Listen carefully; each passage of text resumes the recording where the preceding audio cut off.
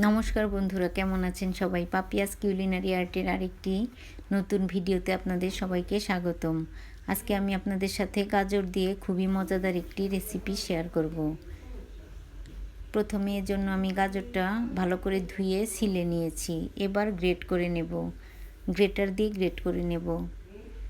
আপনারা চাইলে এই গাজরটাকে ব্লেন্ড করে নিতে পারেন, তবে ব্লেন্ড করার থেকে গ্রেট করে নিলে গাজরটা একটু নারকেলের মতো মুখে পড়ে, খেতে ভীষণ ভালো লাগে।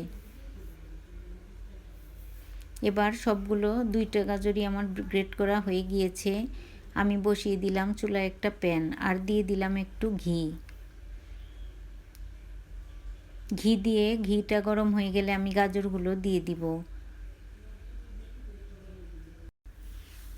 এবার গাজরগুলো ঘিয়ের সাথে খুব ভালো মতো নেড়েচেড়ে নিতে হবে। আসলে গাজরটা ঘিয়ের সাথে ভালো মতো নেড়েচেড়ে নিলে গাজরের যে কাঁচা গন্ধটা থাকে এটা আর থাকবে না, আর গাজরটা খেতে ভীষণই ভালো লাগবে। গাজর দিয়ে তৈরি যে কোনো খাবারই অনেক মজার হয়। আমি গাজরের মধ্যে কোনো লবণ দেইনি, আর চিনিও এখনও দেইনি। গাজরটা ঘিয়ের সাথে অনেক সুন্দর মতো মিশিয়ে নিয়েছি। গাজরটা অনেকটা নরমও হয়ে গিয়েছে। এবার আমি পরিমাণ মতো চিনি দিয়ে দিব। আমি এখানে 2টি গাজরের জন্য বড় চামচের 3 চামচের মতো চিনি দিয়েছি। আর আপনারা আপনাদের টেস্ট অনুযায়ী চিনিটা দেবেন। তবে গাজরে আসলে বেশি চিনি দিতে হয় না, এমনিতেই গাজরটা মিষ্টি হয়ে যায়। আর গাজর থেকে চিনি দেওয়ার পরে যে জলটা উঠেছিল সেই জলটা শুকিয়ে গিয়েছে। এবার আমি গাজরের উপরে দিয়ে দিব 2-3 চামচের মতো গুঁড়ো দুধ। গুঁড়ো দুধটা দিলে টেস্টটা দারুণ আসে, আর ভীষণই মজার হয় এই খাবারটা। এবার আমি 2-3 চামচের মতো গুঁড়ো দুধ দিয়ে খুব ভালো মতো গাজরের সাথে নেড়ে চেড়ে নিচ্ছি।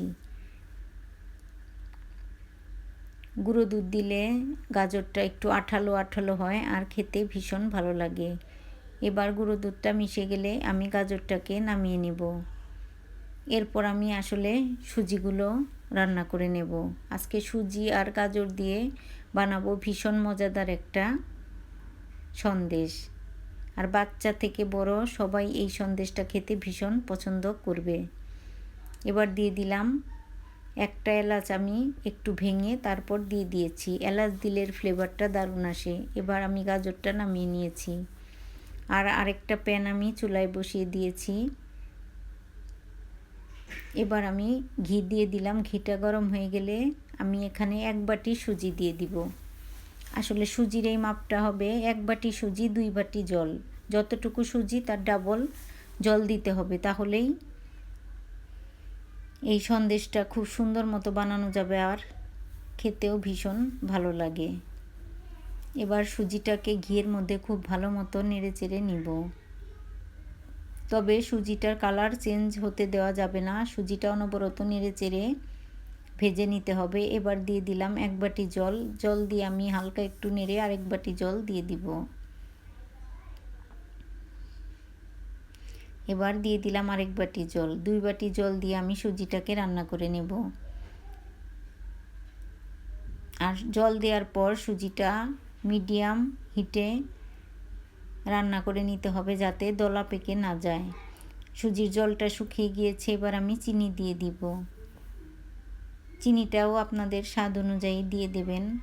যে যেমন মিষ্টি পছন্দ করেন ঠিক সেই অনুযায়ী চিনিটা দেবেন। আমি এখানে 1 বাটির জন্য 4 চামচ চিনি দিয়েছি। আর এবারও আমি সুজির মধ্যে আর একটু গুঁড়ো দুধ দিয়ে দিচ্ছি। আসলে গুঁড়ো দুধটা আপনারা চাইলে নাও দিতে পারেন। গুঁড়ো দুধটা দিলে এই সন্দেশের টেস্টটা অনেক দারুণ আসে। আর যখন সন্দেশের ভিতরে গাজরের এই পুরটা মুখে পড়ে, নারকেলের মতো লাগে খেতে, আর ভীষণই ভালো লাগে। আর এই রেসিপিটা একবার বানালে আপনাদেরও আশা করি ভালো লাগবে।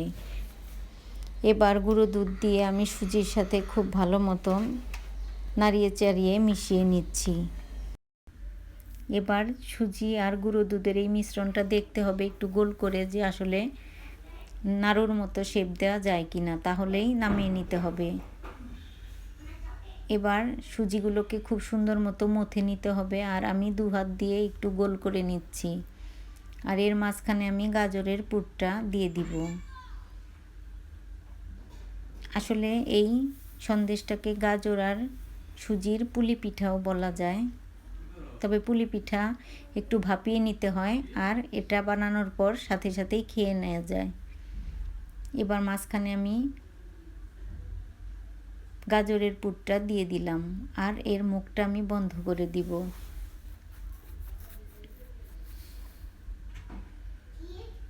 আর ভিতরে গাজরের পুরটা ঢেকে দেব, সুজি দিয়ে গাজরের পুরটাকে একটু ঢেকে দেব,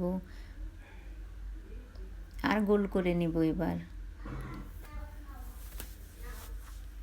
এবার মাঝখানে একটু নখ দিয়ে আমি একটু গর্ত করে দিলাম, আর এখানে আমি দিয়ে দিব একটা লবঙ্গ। আসলে দেখার সৌন্দর্যের জন্য, আসলে ডেকোরেশনের জন্য আমি লবঙ্গটা দিলাম। আর চামিচ দিয়ে চারপাশে একটু মিষ্টি কুমড়ার মতো শেপ দিয়ে নিলাম। তো বন্ধুরা, আমার আজকের এই ভিডিওটা কেমন লাগলো অবশ্যই জানাবেন। যদি ভালো লাগে তবে আমার ইউটিউব চ্যানেলটি সাবস্ক্রাইব করার অনুরোধ রইল। আর যারা ফেসবুক থেকে দেখছেন তাদেরকে অনুরোধ রইল আমার ফেসবুক পেজটি ফলো করার। এবার আমার এই সন্দেশটা পুরোপুরি রেডি। সুজি আর গাজরের এই সন্দেশটা পুরোপুরি রেডি। এই সন্দেশটা দেখতে যেমন আকর্ষণীয় হয়েছে, খেতেও খুবই দারুণ লাগে। তো বন্ধুরা, যদি এভাবে ভালো লাগে অবশ্যই একবার বাসায় বানিয়ে খেয়ে দেখবেন। আশা করি আপনাদেরও ভালো লাগবে খেতে। একইভাবে আমি অনেকগুলো সন্দেশ তৈরি করে নিয়েছি, তবে আরও কয়েকটা সন্দেশ তৈরি করে নিব।